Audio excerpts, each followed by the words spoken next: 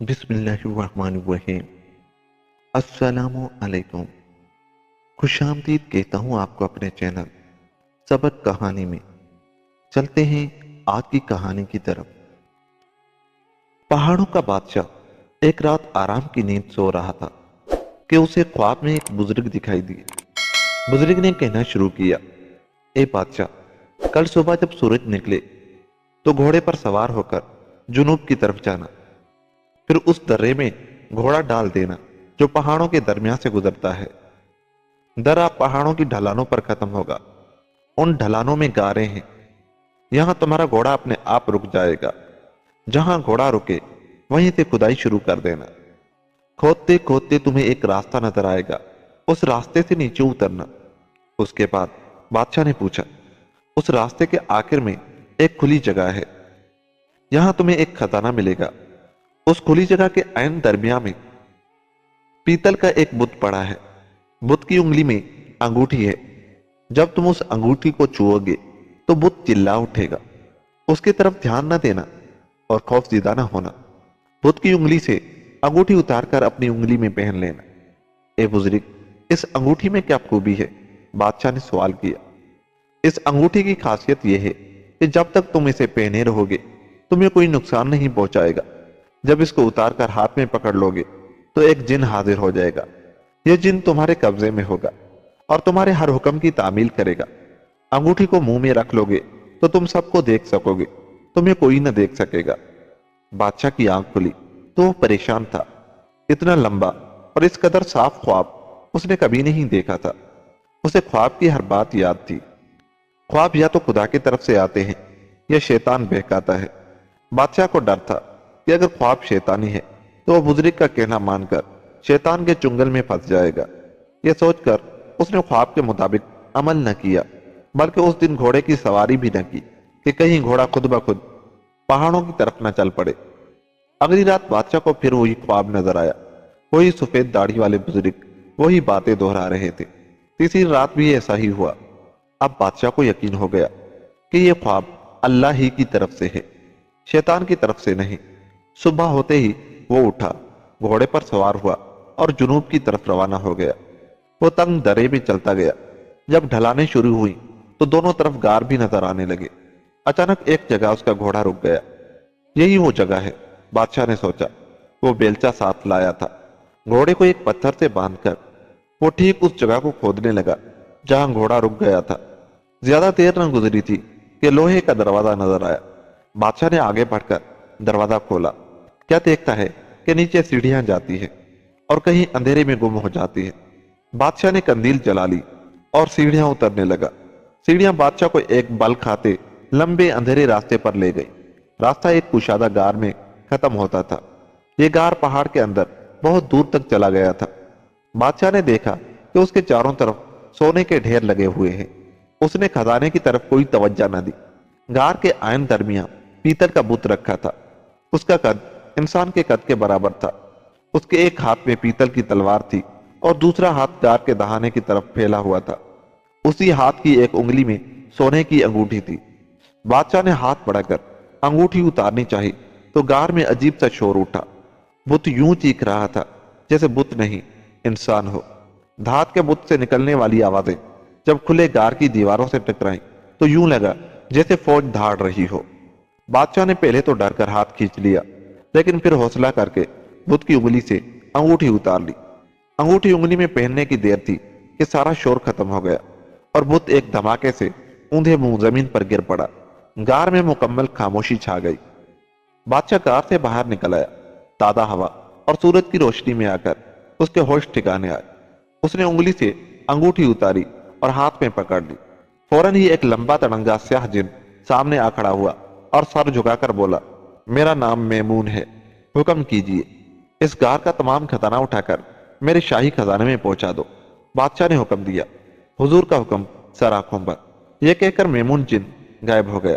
بادشاہ نے انگوٹھی منہ میں رکھ لی۔ اب وہ کسی کو نظر نہ آ سکتا تھا۔ اس نے اپنا ہاتھ دیکھا تو وہ نظر نہ آیا۔ پاؤں کی طرف نظر کی تو پاؤں بھی دکھائی نہ دیے۔ اس کو تسلی ہو گئی کہ خواب والے بزرگ نے جو کچھ کہا تھا وہ درست تھا۔ اس نے انگوٹھی دوبارہ انگلی میں پہن لی اور گھوڑے پر سوار ہو کر महल में वापस आ गया। अंगूठी का राज बादशाह ने किसी को न बताया, अपने 3 बेटों से भी छुपाए रखा। खुद भी बिला वजह अंगूठी इस्तेमाल न करता था। कई वर्ष गुजर गए, बादशाह बूढ़ा हो गया और एक दिन बीमार होकर बिस्तर पर लेट गया। जिंदगी की कोई उम्मीद न रही तो उसने बड़े बेटे को बुलाया और उससे कहा, बेटा तुम मेरे तख्तो ताज के वारिस हो, मेरी आधी दौलत भी तुम्हारी है। यह सुनकर बड़ा बेटा बेहद खुश हुआ। अब बादशाह ने मंझले बेटे को बुलाया और बोला, बेटा बाकी दौलत तुम्हारी है, खुश रहो। मंझला बेटा भी बहुत खुश हुआ। बादशाह के तीसरे बेटे का नाम अली रजा था। उसने बाप का फैसला सुना तो सीधा उसके पास आया और बोला, अब्बा जान आपने ये क्या किया? आपको अपना तीसरा बेटा याद नहीं रहा? आपने मुझे बिल्कुल भुला दिया। नहीं बेटा, मैंने तुम्हें नहीं भुलाया, तुम्हारा हिस्सा मेरी सारी सल्तनत से बड़ा है। इसमें शक नहीं कि मुझे तुम्हारे बड़े भाई भी प्यारे हैं, मगर तुम मुझे सबसे ज्यादा प्यारे हो। लेकिन ये राज राज ही रहे कि मैं तुमसे बहुत प्यार करता हूं, उसी में तुम्हारी भलाई है। यह कहकर बादशाह ने जादू की अंगूठी अली रजा को दे दी और उसकी तमाम खूबियां भी उसे समझा दी। इस वाक़े के कुछ दिन बाद बादशाह अल्लाह को प्यारा हो गया और बड़ा बेटा तख्त पर बैठा। तीनों भाई मिलजुल कर हंसी खुशी जिंदगी बसर कर रहे थे। उन्हें एक दूसरे से दुश्मनी या हसद न था। अली रजा ने 1-2 बार जादू की अंगूठी को आजमाया। उसमें वाकई वो खूबियां थी जो बाप ने बताई थी। फिर उसे अंगूठी इस्तेमाल करने का ख्याल ही न आया, क्योंकि उसे ज्यादा दौलत की हवस न थी। उसकी तमाम जरूरियात अच्छी तरह पूरी हो रही थी। एक दिन अली रजा को अचानक महसूस हुआ कि उसका बड़ा भाई कुछ परेशान है। उसने पूछा, क्या बात है भाईजान, आप चुपचाप से क्यों हैं? क्या कोई खास बात हुई है? हमारा मुल्क सख्त खतरे में है, बस यही फिक्र दिन रात मुझे खाए जा रही है। कैसा खतरा भाईजान? अली ने पूछा। बादशाह ने कहा, तुम जानते हो कि हमारी सल्तनत के हमसाए में जिस बादशाह की सल्तनत है वो बहुत लालची और हरीस है। उसने हजारों की तादाद में फौज जमा कर ली है और हम पर शिमाली सरहद से हमला करने के लिए सोच रहा है। अली हंसा और बोला, भाईजान बस इतनी सी बात, आप मुझे 10 मिनट की मोहलत दें, मैं अभी उस बादशाह को जंजीरों में जकड़कर आपके सामने पेश करता हूँ। ये कहकर वो अपने कमरे में गया और अंगूठी को उंगली में से उतारकर हाथ में पकड़ ली। उसी वक्त मैमून जिन हाजिर हो गया। अली ने हुक्म दिया, पड़ोस की सल्तनत के बादशाह को पकड़कर हमारे महल में ले आओ। एक लम्हे बाद बादशाह महल में मौजूद था। अली बादशाह को लेकर दरबार में गया और उससे कहा, फौरन मेरे भाई के कदमों में गिरकर माफी मांगो। बड़े भाई के होश उड़ गए। वो समझ ही नहीं सका कि दुश्मन आप ही आप कैसे उसके पास चला आया। कुछ देर तो उसके मुंह से कुछ न निकला। फिर वो संभल कर बोला, ए बादशाह, मैंने तेरा क्या बिगाड़ा है जो तू मेरे मुल्क पर चढ़ाई करने के मंसूबे बना रहा है? तेरा अपना मुल्क ही बहुत बड़ा है, फिर मेरे मुल्क को क्यों लेना चाहता है? बादशाह ने गिड़गिड़ाते हुए कहा, मुझे मालूम ना था कि आपके कब्जे में जिन है और जिससे आप सब कुछ करवा सकते हैं। फिर उसने माफी मांगी और कहा, अगर आप मुझे आजाद कर दें तो मैं सारी उम्र आपका गुलाम रहूंगा। जाओ, तुम आजाद हो। अली के भाई ने कहा और गुलामों को इशारा किया कि वो बादशाह की जंजीरें खोल दे, लेकिन उनसे जंजीरें नहीं खुली। उन्होंने जंजीरें तोड़ने की बहुत कोशिश की, मगर बेकार। आखिर कैदी बादशाह ने कहा, ये जंजीरें वही खोल सकता है जिसने मुझको बांधा है। इतने में अली आगे आया। उसके हाथ लगाते ही सारी जंजीरें गायब हो गई। अली ने कहा, अब आप जहां चाहें जा सकते हैं, लेकिन अपना वादा ना भूलिएगा। बादशाह ने कहा, आप जानते हैं मेरा मुल्क यहाँ से 3 महीने की दूरी पर है। घोड़े पर सवार होकर 3 महीने भागता रहूं तब कहीं पहुंच सकूंगा। इस अरसे में मुझे मुर्दा समझकर कोई और तख्त पर बिठा दिया जाएगा। ये सुनकर बादशाह अली की तरफ मुतवज्जा हुआ और कहा, अली मेरे भाई, तुम ही इसको लाए थे, अब तुम ही उसे पहुंचा कर लाओ। अली बादशाह को लेकर अपने कमरे में गया, उंगली से अंगूठी उतारी और जिन को हुक्म दिया कि बादशाह को उसके मुल्क में पहुंचा दो। उस वक्त तक अली के दोनों भाइयों को पता चल चुका था कि छोटे भाई के पास जादू की ताकत है और वो उसके बलबूते पर जो चाहे कर सकता है। दोनों भाई अली रजा से डरने लगे। एक दिन बादशाह ने मंझले भाई से कहा, हमें इस राज को मालूम करना चाहिए कि अली के पास कौन सी जादुई ताकत है। मंझले ने जवाब दिया, आज हम एक बहुत बड़ी दावत का इंतजाम करते हैं। रियाया से कह दीजिए कि पड़ोस के बादशाह के हमले का खतरा टल गया है, इसलिए मुल्क भर में जश्न मनाया जाए। दूसरे दिन महल में बहुत बड़े जश्न का इंतजाम किया गया। तरह तरह के खाने पकवाकर बड़ी बड़ी सीढ़ियों में सजा दिए गए। दस्तरखान पर 500 मेहमानों के बैठने की जगह थी। जफरानी पुलाव से भरे हुए बड़े बड़े तबाक चुने गए। थोड़े थोड़े फासले पर सालम दुम्बे भून कर रख दिए गए। नरगसी कोफ्ते, शामी कबाब, सीख कबाब, मुर्ग, किस्म किस्म के अचार, मुरब्बे, चटनियां और मिठाइयां, गर्ज कौन सी नेमत थी जो वहां नहीं थी। जब सब लोग खा रहे थे तो मंजले भाई ने छोटे भाई अली से कहा, काश दस्तरख्वान पर बगदाद के लीमू भी होते, बस उनकी कमी रह गई है।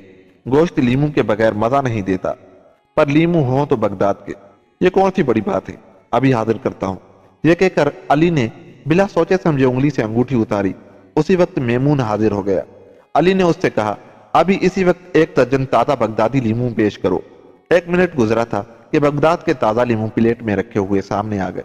बड़े और मंझले भाइयों ने एक दूसरे की तरफ देखा और दम बखुद रह गए।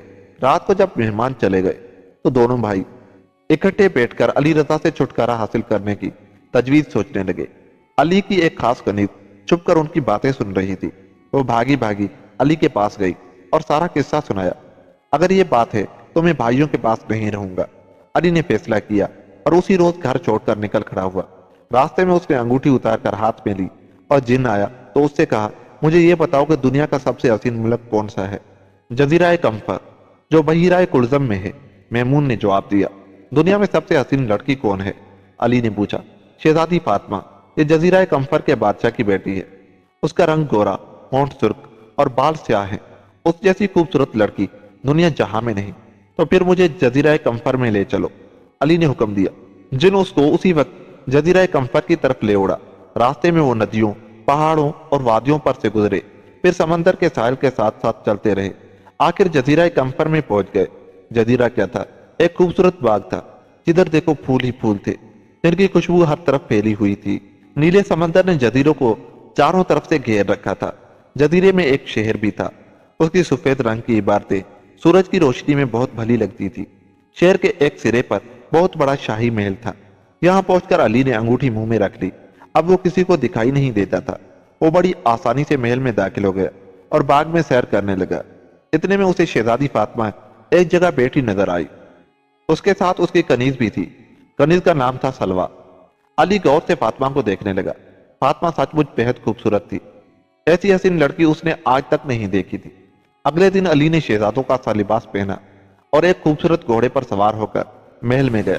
उसने बादशाह को बताया कि वो एक मुल्क का शहजादा है जो यहाँ से बहुत दूर है। फिर उसने अपने आने का मकसद बयान किया। मैं आपकी खिदमत में इसलिए हाजिर हुआ हूँ कि आपकी बेटी फातिमा से शादी का ख्वाहिशमंद हूँ। बादशाह हंसा और बोला, तुम जैसे पागल पहले भी आ चुके हैं। वो भी बादशाहों और वजीरों के बेटे थे, लेकिन शहजादी फातिमा को मनाना आसान नहीं। उसने कसम खा रखी है कि मैं सिर्फ उस शख्स से ब्याह करूंगी जो मेरे लिए बगदाद से लीमू, मिस्र से आम और मदीने से खजूरें लेकर आएगा। ये सब चीजें एक ही मौसम में मिलनी चाहिए। बहुत अच्छा, शहजादे ने कहा, कल ही लीमू, आम और खजूरें हाजिर कर दूंगा। अगले दिन अली फिर महल में गया। 3 गुलाम उसके पीछे पीछे सिरों पर ख्वान उठाए हुए आ रहे थे। एक ख्वान में बगदाद के लीमू थे, दूसरे में मिस्र के आम और तीसरे में मदीने की खजूरें। बादशाह ये तोहफे देखकर बहुत खुश हुआ और हुक्म दिया कि शादी की रस्म आज ही अदा हो जाए। लेकिन शहजादी फातिमा के गुस्से की इंतहा न थी। उसकी स्याह आंखें और ज्यादा स्याह हो गई, होंठ पीले पड़ गए। असल में वो शादी ही नहीं करना चाहती थी। ये 3 शर्तें तो उसने इसलिए रखी थी कि उसे ना कोई पूरा करेगा न शादी होगी। वो जानती थी कि ये शर्तें जादू के जरिए पूरी हुई हैं, मगर शर्तें पूरी हो चुकी थी, इसलिए शादी के लिए हाँ कहना जरूरी था। उसी दिन अली की शहजादी से शादी हो गई, लेकिन शहजादी को अपने शोहर से सख्त नफरत थी। शोहर ही से क्या, वो तो दुनिया भर के मर्दों से नफरत करती थी। उसने दिल ही दिल में कसम खाई के सुराग लगा कर रहेगी कि अली ने ये चीजें कैसे हासिल की। वो दिन रात खोज में लगी रहती। अली से मुश्किल कामों की फरमाइश करती, दुनिया भर की चीजें मांगती। कभी अरब के बेहतरीन घोड़े मांग लेती, कभी दिमिश्क का रेशम, कभी हिंदुस्तान के मोती। अली सब चीजें मुहैया कर देता, मगर हमेशा एहतियात करता। जब भी मेमून को बुलाकर कोई हुक्म देना होता तो अपने कमरे में चला जाता और कुंडी लगाकर उससे हासिल करता। लेकिन एक दिन वो कमरे की कुंडी लगाना भूल गया, सिर्फ दरवाजा बंद था। फातिमा ने थोड़ा सा दरवाजा खोल दिया और जब अली ने अंगूठी उतारी और जिनको हाजिर किया तो वो चुपचाप देखती रही। रात को जब अली गहरी नींद सो गया तो फातिमा ने अंगूठी उसकी उंगली से उतार ली। फौरन ही मेमून सामने आ खड़ा हुआ। शहजादी ने अली की तरफ इशारा करते हुए कहा, इस आदमी को वहां छोड़ाओ जहां से ये आया है। मेमून कुछ झिझका। उसे अली से मोहब्बत हो गई थी, लेकिन वो कर भी क्या सकता था। वो तो उसका गुलाम था जिसके पास अंगूठी हो। वो अली को उठाकर उसी तरह दरियाओं, पहाड़ों اور وادیوں پر سے اڑتا ہوا اسے اس کے محل میں چھوڑایا۔ علی کی جب آنکھ کھلی تو اس نے دیکھا یہ تو اسی کا محل ہے اور اس کے ہاتھ میں انگوٹھی بھی نہیں ہے۔ بھائی اس کے ساتھ بہت محبت سے پیش آئے، آخر بھائی تھے۔ ان کا خیال تھا کہ انہوں نے اپنے چھوٹے بھائی کے ساتھ زیادتی کی ہے۔ انہوں نے کہا جزیرہ کمفر کو بھول جاؤ اور ہمارے پاس آرام سے رہو، میں اپنی انگوٹھی حاصل کر کے رہوں گا، وہ مجھے میرے باپ نے دی تھی۔ علی نے کہا میں اسے شہزادی کے پاس نہیں رہنے دوں گا، وہ جتنی خوبصورت ہے اتنی ہی دل کی کھوٹی ہے۔ دوسرے دن وہ گھوڑے پر سوار ہو کر جزیرہ کمفر کی طرف چل دیا۔ 3 مہینے برابر چلتا رہا، تب سمندر کے ساحل پر پہنچا۔ وہاں جا کر بحری جہاز میں سوار ہو گیا۔ 3 ماہ تک سمندر میں سفر کرنے کے بعد وہ سوئز میں پہنچا اور وہاں سے بحیرہ کلزم میں پہنچ گیا۔ اب وہ نہر سوئز کے کنارے پر تھا تو اسے جزیرہ کمفر کی خبریں ملی۔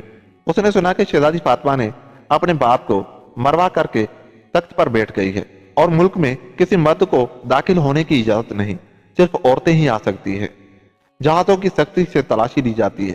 علی کو یہ اطلاع ملی تو اس نے اندازہ لگایا کہ شہزادی اس کی واپسی سے خوف زدہ ہے، تب ہی جہازوں کی تلاشی لی جاتی ہے۔ وہ ایک جہاز کے کپتان سے ملا جو گرم چیزیں کمفر لے جایا کرتا تھا۔ اس کو اشرفیاں دے کر راضی کیا کہ اس کے جہاز میں عورت بن کر سفر کرے گا۔ اس طرح علی برقع پہن کر جزیرہ کمفر کے ساحل پر اترا اور ایک سرائے میں رہنے لگا۔ اس کو جلد ہی اندازہ ہو گیا کہ رعایا شہزادی کو پسند نہیں کرتی، وہ ظالم اور فضول خرچ تھی۔ ملک کے حالات بہت خراب ہو چکے تھے، لوگ مسکرا کر بات کرنا بھول گئے تھے۔ ایک روز علی محل کے دروازے کے پاس کھڑا تھا کہ اسے کنیز سلوہ باہر نکلتی دکھائی دی۔ سلوہ فاطمہ کی خاص ملازمہ تھی۔ علی اس کے پیچھے پیچھے چلنے لگا۔ جب وہ محل سے کافی دور آ گئے تو علی نے برقع اتار پھینکا اور سلوہ سے کہا السلام علیکم، میں علی ہوں، تمہاری شہزادی کا شوہر۔ سلوہ حیرانی سے چیخی خدا کا شکر ہے کہ آپ آ گئے، محل کے حالات بہت خراب ہیں، سلوہ تمہیں میری مدد کرنا ہوگی، میں جو کچھ کر سکتی ہوں ضرور کروں گی۔ سلوہ نے یقین دلایا تو پھر میں جو کہوں وہ کرو، تم بیمار بن کر اپنی مالکن کے کمرے میں لیٹ جانا اور خوب توبہ طلاق کرنا، شہزادی پوچھے تو کہنا کہ بغداد کے تازہ لیمو ہو تو ٹھیک ہو جاؤں گی۔ سلوہ الٹے پاؤں محل میں گئی۔ شہزادی اس وقت اپنے کمرے میں ہی تھی۔ سلوہ سینے پر رونے کا کام لے کر شہزادی کے پاس بیٹھ گئی، پھر تھوڑی دیر بعد دل پر ہاتھ رکھ کر ہائے ہائے کرنے لگی۔ شہزادی نے اس کو اپنے بستر پر لٹا دیا اور ایک غلام سے کہا کہ فوراً شاہی طبیب کو بلا کر لاؤ، لیکن سلوہ نے اسے روک دیا اور کراہتے ہوئے کہا میرا ایک ہی علاج ہے شہزادی صاحبہ۔ وہ کیا؟ بغداد کے تازہ لیمو۔ یہ سن کر شہزادی نے کہا آنکھیں بند کرو، جب تک میں نہ کہوں مت کھولنا ورنہ لیمو نہیں ملیں گے۔ سلوہ نے جھوٹ موٹ آنکھیں بند کر لی۔ شہزادی نے الماری میں سے ایک چھوٹی سی سیڑھی نکالی، اسے دیوار پر لگا کر اوپر چڑھی اور کمرے کے دروازے پر بنے ہوئے طاقچے میں سے سونے کا ڈبہ نکال لیا۔ ڈبے میں ہاتھی دانت کی ڈبیا تھی اور اس میں جادو کی انگوٹھی۔ جو ہی شہزادی نے انگوٹھی نکالی، میمون جن سامنے آ گیا۔ حکم کی دیر تھی، بغدادی لیمو آ گئے۔ سلوہ اپنی لمبی لمبی پلکوں میں سے سب کچھ دیکھ رہی تھی۔ اب جو شہزادی لیمو لے کر اس کے پاس آ گئی تو اس نے زور سے آنکھیں بند کر لی۔ شہزادی نے آواز دی تو اس نے آنکھیں کھول دی اور لیمو دیکھ کر خوشی سے چیخ اٹھی۔ اگلے دن سلوہ علی سے ملی اور اسے سارا حال کہہ سنایا۔ علی نے کہا انگوٹھی میرے پاس لے آؤ۔ سلوہ موقع کی تلاش میں رہنے لگی۔ ایک دن شہزادی تھوڑی دیر کے لیے باہر گئی تو سلوہ نے الماری میں سے سیڑھی نکالی، اسے دیوار پر لگایا اور طاقچے میں سے سونے کا ڈبہ اتار لیا۔ پھر ڈبہ کھول کر جلدی سے انگوٹھی پہن لی اور علی کے پاس پہنچی۔ علی نے انگوٹھی لے لی اور سلوہ سے کہا جلدی سے محل میں چلی جاؤ اور یوں ظاہر کرو جیسے کچھ ہوا ہی نہیں، میں تمہارے پیچھے پیچھے آتا ہوں۔ سلوہ چلی گئی تو علی نے میمون کو بلایا اور شہزادوں جیسا لباس پہنا، پھر انگوٹھی منہ میں رکھ لی اور نظروں سے اوجھل ہو کر محل میں داخل ہو گیا۔ محل میں جا کر اس نے انگوٹھی انگلی میں پہن لی اور شہزادی کے کمرے میں چلا گیا۔ السلام علیکم، علی نے شہزادی سے کہا، تم یہاں کیسے آ گئے؟ شہزادی ہکا بکا رہ گئی اور چیخ کر بولی خدا کے لیے یہاں سے چلے جاؤ اور مجھے چین سے رہنے دو، یہ ملک میرا ہے، تمہارے باپ نے مجھے اس کا وارث بنایا تھا، اب وہ مر چکے ہیں، اس لیے میں اپنی وراثت حاصل کرنے کے لیے آیا ہوں۔ شہزادی پتھرا کر رہ گئی، تھوڑی دیر کچھ سوچتی رہی، پھر دوڑ کر الماری میں سے سیڑھی نکال لائی اور سونے کا ڈبہ اتارا۔ ڈبہ کھول کر ہاتھی دانت کی ڈبیا نکالی، اسے کھول کر دیکھا تو انگوٹھی غائب۔ علی نے اپنا ہاتھ شہزادی کو دکھاتے ہوئے کہا یہ دیکھو انگوٹھی میرے ہاتھ میں ہے۔ شہزادی غصے سے چیختی چلاتی باہر کی طرف بھاگنے لگی، نوکروں اور پہرے داروں کو بلانا چاہتی تھی، مگر علی نے اس کا راستہ روک لیا اور کہا نوکروں کو بلانے سے کیا فائدہ، تمہاری فوج کے ایک ایک سپاہی کے سامنے میں ہزار ہزار سپاہی کھڑے کر سکتا ہوں۔ یہ کہہ کر اس نے انگوٹھی انگلی میں سے اتار لی मेमून उसके सामने खड़ा था। उसने जिन से पूछा, बताओ इस शहजादी के साथ क्या सलूक करें जिसका चेहरा सफेद है और दिल काला। मालिक, मैं कुछ नहीं कह सकता, मैं सिर्फ हुक्म मानना जानता हूँ। जिन ने जवाब दिया, मैं उसे जान से नहीं मारूंगा क्योंकि ये मेरी बीवी थी। अली ने कहा, लेकिन मैं उसे आजाद भी नहीं छोड़ूंगा क्योंकि ये जादू की अंगूठी के बारे में जानती है। मेमून खामोश खड़ा हुक्म का इंतजार कर रहा था। अली ने कहा, मेमून, शहजादी को उठाकर उस गार में ले जाओ जहां से मेरे अब्बा जान को ये अंगूठी मिली थी। उसको वहां ले जाकर सुला दो जहां पीतल का बुत पड़ा था। ये वहां 1000 बरस तक सोई रहेगी। यही उसकी सजा है। जिन शहजादी को लेकर उसी वक्त गायब हो गया। अली ने अंगूठी दोबारा उंगली में पहन ली। उसके बाद वो जजीरा कंफर पर हुकूमत करने लगा। रियाया उससे बेहद खुश थी। उसने शहजादी की कनीज सलवा से शादी कर ली और वो दोनों हंसी खुशी जिंदगी बसर करने लगे। शहजादी फातिमा आज तक पहाड़ों के अंदर गार में सो रही है। अल्लाह ही जानता है कि जब वो जागेगी तो क्या मुसीबत ढाएगी, लेकिन अभी तक तो कोई बात नहीं हुई। वो कई सौ साल तक सो रही है। और यूं ये कहानी खत्म हुई। दोस्तों, अगर आपको हमारी ये कहानी अच्छी लगी तो जाते जाते हमारे चैनल को सब्सक्राइब करके आप भी हमारा हिस्सा बन जाए। मिलते हैं किसी ऐसी ही अच्छी कहानी के साथ। तब तक के लिए अल्लाह ने के पास।